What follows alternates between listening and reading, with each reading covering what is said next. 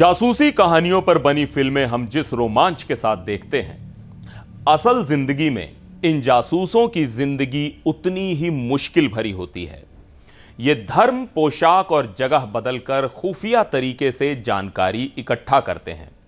कहा भी गया है कि हथियारों से लड़ी जाने वाली लड़ाई बार बार लड़नी पड़ती है, लेकिन बुद्धि हमेशा ताकत पर भारी पड़ती है।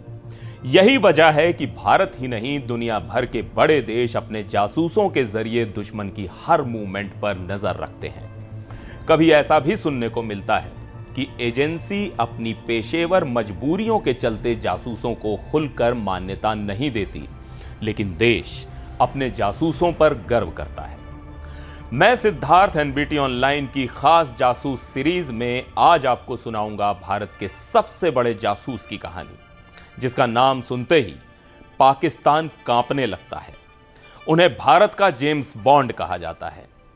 अब तो आप समझ गए होंगे कि हम देश के राष्ट्रीय सुरक्षा सलाहकार अजीत डोभाल की बात कर रहे हैं।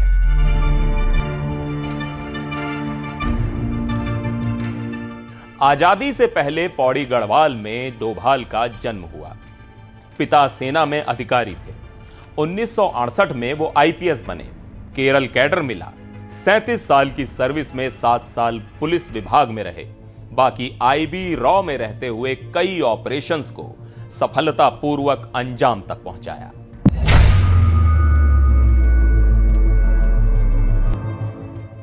डोभाल 1-2 साल नहीं, पूरे 7 साल तक भारत के जासूस बनकर पाकिस्तान में रहे।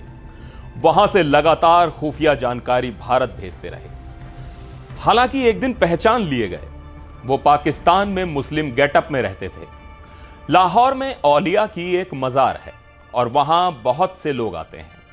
एक दिन वो उस रास्ते से गुजर रहे थे। मस्जिद में आकर बैठे तो देखा कि एक आदमी बड़ी देर से उन पर नजर रखे हुए था। उस आदमी की बड़ी सफेद दाढ़ी थी। उसका आकर्षक व्यक्तित्व था। उसने डोभाल को बुलाया। उसने कहा कि तुम हिंदू हो। डोभाल ने कहा नहीं। उसने कहा मेरे साथ आओ। डोभाल ने एक कार्यक्रम में बताया था कि वो उन्हें 2-4 गलियों से ले जाकर एक छोटे से कमरे में ले गया। दरवाजा बंद करने के बाद उसने कहा कि देखो तुम हिंदू हो। डोभाल ने कहा आपको क्यों लगता है ऐसा? उसने कहा कि आपके कान छिदे हुए हैं। डोभाल ने बताया कि जहां का मैं रहने वाला हूं वहां की प्रथा है, छोटे बच्चे होते हैं। तो बाद में डोभाल ने हामी भरते हुए बात पलट दी। उन्होंने कहा कि हां ऐसा है, लेकिन बाद में कन्वर्ट हो गए थे। उसने कहा कि तुम बाद में भी कन्वर्ट नहीं हुए। साथ ही उसने कहा कि इसकी प्लास्टिक सर्जरी करवा लो, इस तरह से घूमना ठीक नहीं है। एक कार्यक्रम में डोभाल जब इस घटना का जिक्र कर रहे थे तो उन्होंने बताया कि वैसा ही बाद में उन्होंने किया। अब कान का छेद कम दिखाई देता है। उस रोज डोभाल लाहौर में चकित रह गए थे। उस सफेद दाढ़ी वाले शख्स ने कहा था, पता है ऐसा मैंने क्यों कहा?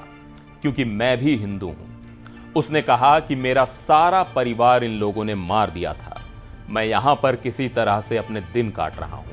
मुझे बहुत खुशी होती है जब आप लोगों को देखता हूं। मैंने भी अपनी वेशभूषा बदली हुई है। उसने कमरे के कोने में एक अलमारी खोली। उसमें शिवजी और दुर्गा जी की तस्वीर थी। उसने कहा कि मैं पूजा करता हूं, लेकिन बाहर मस्जिद में जाता हूं। यहां सब लोग मुझे बहुत धार्मिक मानते हैं।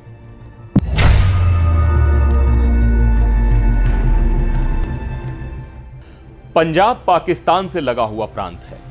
एक समय यहां के 3 जिले गुरदासपुर, अमृतसर और फिरोजपुर से बड़ी संख्या में युवा पाकिस्तान जा रहे थे। यह बात है ऑपरेशन ब्लू स्टार के बाद की। पाकिस्तानी आतंकी भारतीय सिखों को बरगला रहे थे कि आपका धर्म स्थल भारत सरकार ने तोड़ दिया है। वे बदला लेने के लिए उकसा रहे थे। टारगेट की लिस्ट आ रही थी। सिख रेजिमेंट की टुकड़ियों में विद्रोह हुआ। पीएम इंदिरा गांधी को उनके ही अंगरक्षकों ने गोलियों से छलनी कर दिया था। डोभाल बताते हैं कि 1988 के अप्रैल-मई में ऐसे हालात बनने लगे कि बहुत सारे आतंकी जहां भी घटना करते थे, स्वर्ण मंदिर में चले जाते थे। वो एक तरह से सुरक्षित ठिकाना बन चुका था। इतना जबरदस्त रिएक्शन हुआ था कि आतंकी मानकर चल रहे थे कि अब सरकार कोई दूसरा ऑपरेशन करने के बारे में सोचेगी भी नहीं। AK-47 लेकर बस रोककर मजदूरों को मारा जाता, गांव में हत्याएं हुई, आतंक फैल चुका था। पुलिस की हिम्मत नहीं हो रही थी कि दिन ढलने के बाद गांव में जा सके। उस समय पूरा पंजाब आतंकवाद के हवाले था।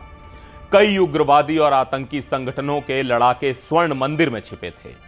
वहां खालिस्तान की घोषणा कर सरकारी हेडक्वार्टर भी बना लिया गया था।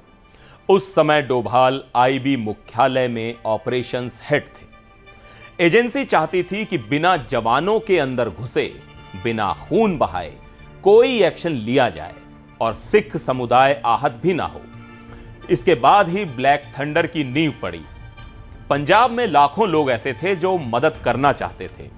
डोभाल का मानना था कि हमें ऐसे लोगों तक पहुंचना होगा। प्लान यह था कि इंटेलिजेंस के अफसर खालिस्तान आतंकियों के साथ जाकर रहें। डोभाल खुद एक उग्रवादी के वेश में स्वर्ण मंदिर में घुस गए। उन्होंने ऐसा दिखाने की कोशिश की कि वो पाकिस्तान की तरफ से मदद करने के लिए आए हैं। वो आतंकियों के साथ घुल मिल गए। धीरे धीरे उन्होंने पता कर लिया कि इनकी लीडरशिप किसके हाथ में है, सारी प्लानिंग कौन कर रहा है। डोभाल ने एक इंटरव्यू में बताया था कि हमको सब पता था। कुछ लोगों का विश्वास जीत लिया जिससे वे सलाह भी मानने लगे। इसके बाद वो गलत गलत सुझाव देने लगे। इससे उनकी ताकत खत्म होती गई। आखिर में यह प्लानिंग थी कि स्थिति बिगड़ जाए तो उनसे कहा जाए कि भाई अब कोई रास्ता नहीं है, अब आपको सरेंडर ही करना पड़ेगा।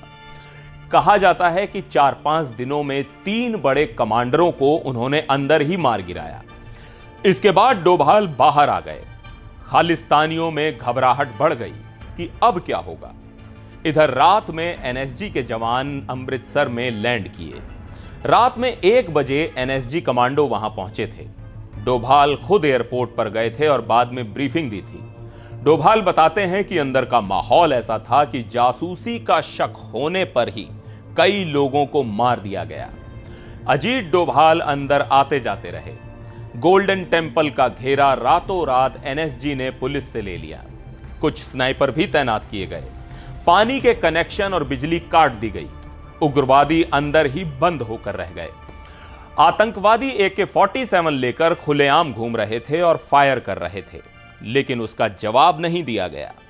आखिर में उग्रवादियों से माइक पर अपील की गई कि आप सरेंडर कर दीजिए। उग्रवादी बाहर आ गए। कहा गया कि हाथ ऊपर रखिए। एक के बाद एक सबने सरेंडर कर दिया। कुछ आतंकियों ने तो साइनाइड खा लिए थे। यह डोभाल की ही रणनीति थी कि फायरिंग से किसी की मौत नहीं हुई।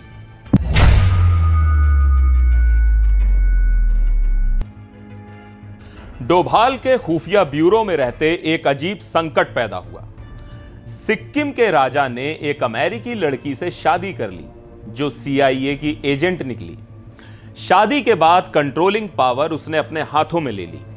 भारत सरकार को टेंशन थी कि अमेरिका अगर भारत के भीतर अपनी मनमानी चलाएगा और चीन से मिलकर खेल कर दिया तो मामला बिगड़ सकता है। राष्ट्रीय सुरक्षा को खतरा महसूस हुआ तो फिर आगे आए डोभाल। यह 1974-75 का साल था।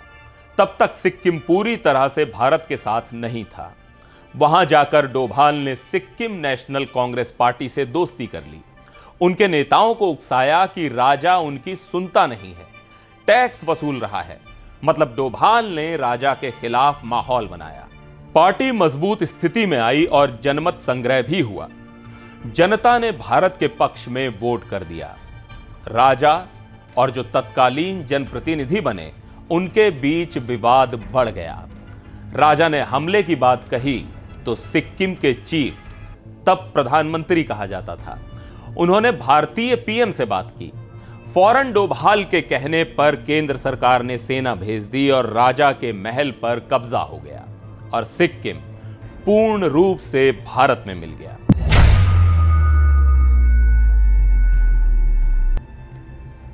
मिजोरम के उग्रवादी संगठन मिजो नेशनल फ्रंट का आतंक एक समय चरम पर था। हर राज्य वहां अलग देश बनाना चाहता था। लाल डेंगा मिजोरम में ताकतवर हो चुका था। वो अपनी सरकार चला रहा था। दिल्ली में आईबी ऑफिस में मीटिंग बुलाई गई। डोभाल शादी करके लौटे ही थे, लेकिन उन्होंने हाथ खड़ा कर दिया और मिजोरम जाकर गुट के अंदर तक पहुंच गए। लाल डेंगा के 7 कमांडर थे। डोभाल की स्टाइल रही है कि वो दुश्मन के खेमे में घुसकर कुछ लोगों को दोस्त बना लेते थे। दोस्ती इतनी कर ली कि रोज शाम एक कमांडर से मिलते और उसे अपनी बात मानने के लिए राजी करते। धीरे धीरे डोभाल ने 7 में से 6 कमांडरों को तोड़ लिया। स्पेशल स्टेट, पैसा, पावर का लालच देकर डोभाल ने लाल डेंगा को अलग थलग कर दिया। अब लाल डेंगा कमजोर पड़ गया था। आखिर में वो डोभाल की बात मानने के लिए तैयार हो गया।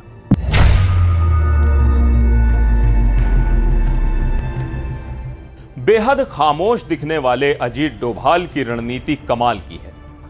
खुफिया एजेंसी में उनका लंबा अनुभव आज पूरे देश के काम आ रहा है। वो मानते हैं कि इतिहास का निर्णय हमेशा उसके पक्ष में गया है जो शक्तिशाली था। इसने कभी उसका साथ नहीं दिया जो न्याय के साथ था, जो सही था। अगर ऐसा होता तो दिल्ली में बाबर रोड थी, लेकिन राणा सांगा रोड नहीं, क्योंकि बाबर आया, विजयी हुआ और राणा सांगा हार गए। भारत की हिंदू शाही किंगडम अफगानिस्तान से सिकुड़ती चली गई। उन्होंने एक कार्यक्रम में कहा था कि हमने किसी पर हमला नहीं किया, हम न्याय संगत भी थे, लेकिन शक्ति हमारे साथ नहीं थी। उनका साफ तौर पर कहना है कि अगर हितों का टकराव हो तो शक्तिशाली बनना जरूरी है। पाकिस्तान और चीन दोनों मोर्चों पर मोदी सरकार के वो सबसे बड़े रणनीतिकार हैं। प्रधानमंत्री की हर महत्वपूर्ण बैठक में राष्ट्रीय सुरक्षा सलाहकार अजीत डोभाल मौजूद रहते हैं। भारत के लोग डोभाल को अपना जेम्स बॉन्ड मानते हैं।